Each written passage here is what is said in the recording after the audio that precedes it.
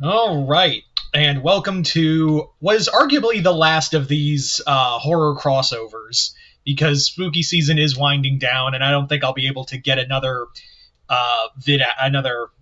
one of these out. But hey, we're gonna go out with a bang, hopefully, and that is, as you can see, Return of the Living Dead. So this one was voted on over on Patreon, and yes, it is Return of the Living Dead and Ed Nettie.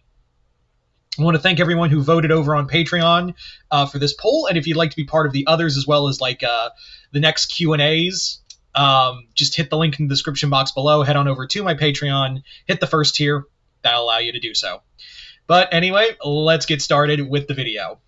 So our story begins with Ed and Nettie. They're just kind of like, it's just kind of a boring day because Eddie and the Eds are like thinking of a scam. The Eds are thinking of like a new scam, and Eddie's like kind of got it. He's not really having writer's block or anything like that one time.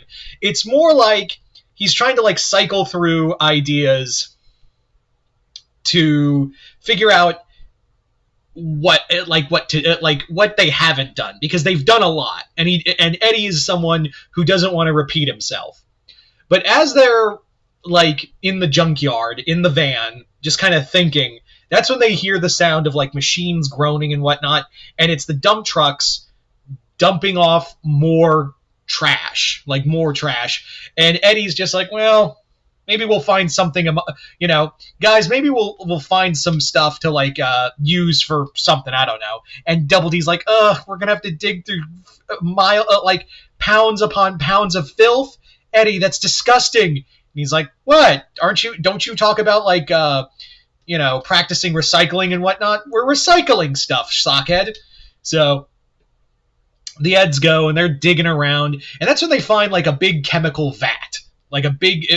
And immediately Double D's like, Eddie, get away from that, that's toxic waste. And Ed's like, I could be the toxic avenger. No, Ed! And they like pull him away. And they're just like, well, how did this get here? Like, how in the world did this get here? And they're looking over this toxic vat, this toxic canister, and they're just like looking around trying to see where it came from. And Double D's like, I've never heard of anything like this, Eddie. And he's like, well, what is it? He's like, trioxin. I've never heard of anything called trioxin. There's no chemical of it. Maybe it's And of course Ed is like, maybe it's from a government warehouse that accidentally switched it and misplaced it, leading it to be thrown here and be long forgotten. Ed, I'm gonna need you to stop saying weird crap. But Eddie's like, well, maybe hey, if maybe Ed's unibrow's onto something. If these guys, if the government really did forget this, maybe we could sell it back to them. Eddie, that's a horrible idea. And he's like, what? But it's a toxic, it's a piece of toxic waste, and it might damage the environment and kill all your bugs you like talking about, Sock. You won't shut up about Sockhead. And he's like, okay, you do make a point. Well, let's see if we can find find a emergency number on here. And I just hope it doesn't leak. And Eddie's like, of course it won't leak. It's this is made by the US Marine Corps, strongest stuff in the world. Boom. And whacks it, and immediately it cracks, sprays all the Eds with toxic chemicals. They're coughing and gagging and stuff like that.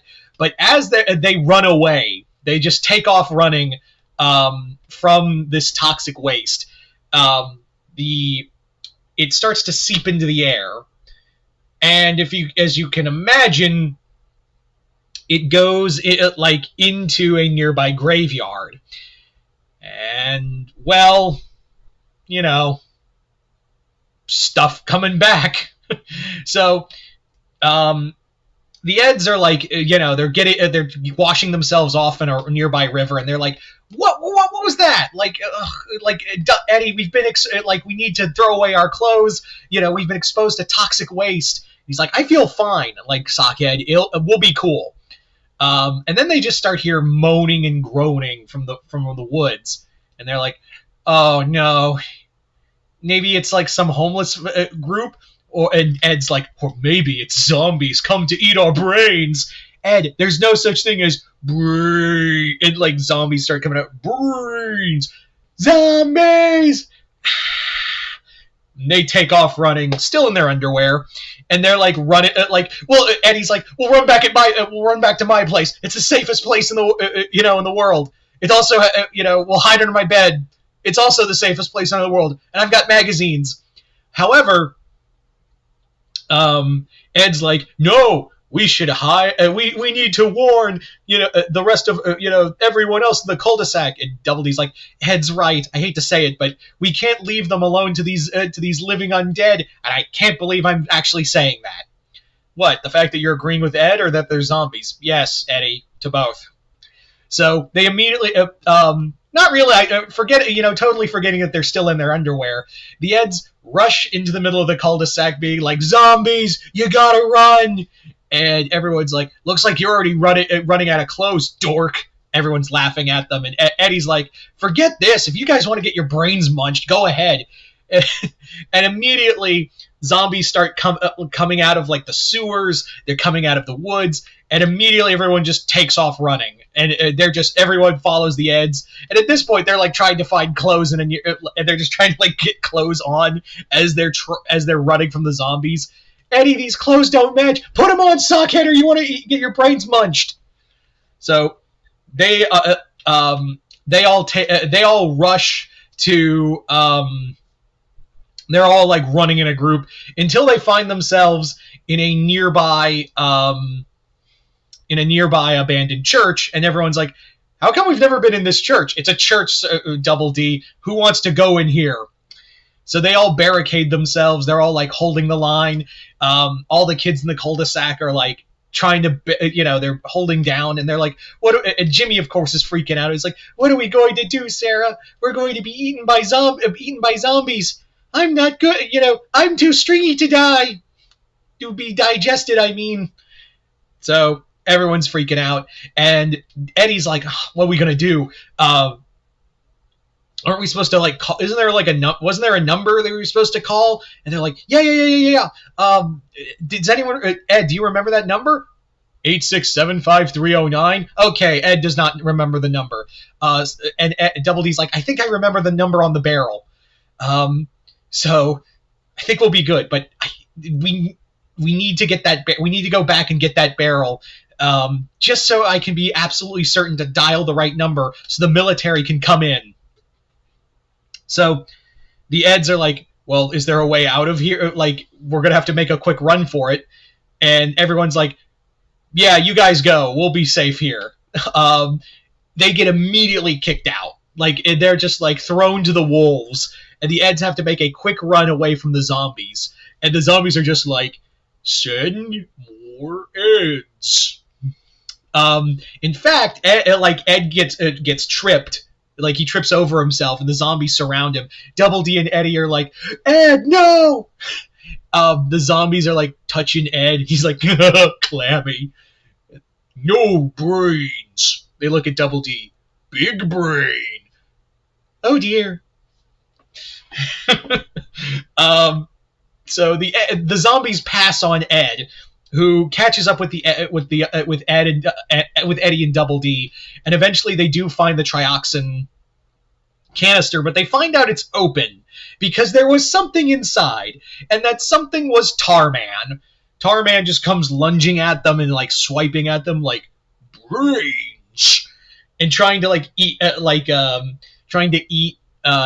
Double D. Ed jumps on Tarman and is like bare knuckle brawl. It just starts like wrestling with Tarman while Eddie and Double D are like trying to frantically find the phone number on the canister. They find it and they call the military, who are like, "Okay, sit tight, we'll take care of it."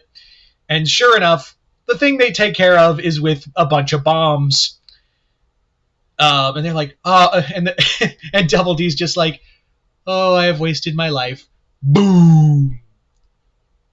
We cut to the next day, and everything's fine. And everyone's and Double D's just sitting there like, it doesn't make any sense. There was a bomb dropped on the cul-de-sac, and Eddie's just like, don't question it, sockhead. Just think good old fashioned lead line paint and good old fashioned American manufacturing. Just enjoy the jawbreaker at Double D. That's the thing, Eddie. I don't really feel like eating the jawbreaker. And Eddie's like, I'm not feeling it either. Ed, nah. Jawbreaker's not good for Ed.